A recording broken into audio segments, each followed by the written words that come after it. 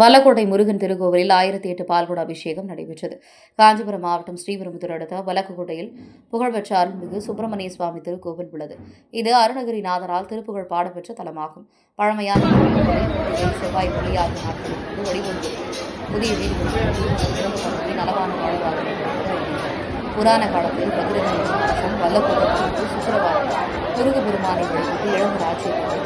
அதேபோல இந்திரன் ஒரு செவ்வாய்க்கிழமையில் முருக பெருமானை போற்றி முருகன் அருள் பெற்று ஒரு வெள்ளிக்கிழமையில் இந்திரானை செய்துள்ளார்.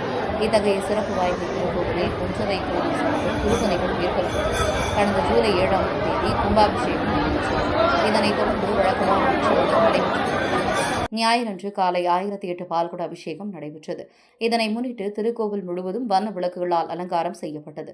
கருவறை, பிரகாரங்கள், ராஜகோபுரம் ஆகிய இடங்களில் வாழை மரங்கள் கட்டப்பட்டு மலர் மாலை அலங்காரங்கள் செய்யப்பட்டன.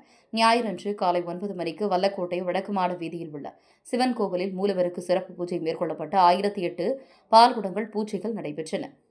இதில் ரத்னகிரி முருகன் கோவிலின் பாலமுருகனடிமை சுவாமிகள் கலந்து கொண்டு பால்குட ஊர்வலத்தை தொடங்கி வைத்தார். 1008 பால்குடங்களையும் பக்தர்கள் தலையில் சுமந்து கொண்டு சிவன் கோவிலிலிருந்து புறப்பட்டு வடக்கு மாட வீதி, கிழக்கு மாட வீதி, சந்நிதி திருவழியாக முருகன் திருக்கோவிலை அடைந்தனர். பின்னர் பக்தர்கள் வரிசையில் சென்று பால்குடங்களை திருக்கோவில் அர்ச்சகரிடம் அளித்தனர்.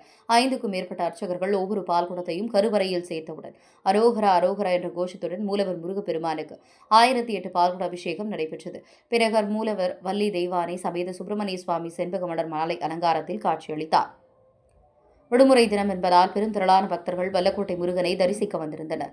சுமார் 5000க்கும் மேற்பட்ட பக்தர்கள் அரோகரா என்ற பக்தி கோஷத்துடன் முருகப்பெருமானை வழிபட்டனர். திருக்கோவில் நிர்வாகத்தின் சார்பில் பக்தர்களுக்கு சர்க்கரை பொங்கல், பிரசாதம், சுத்திகரிக்கப்பட்ட குடிநீர் வழங்கப்பட்டது.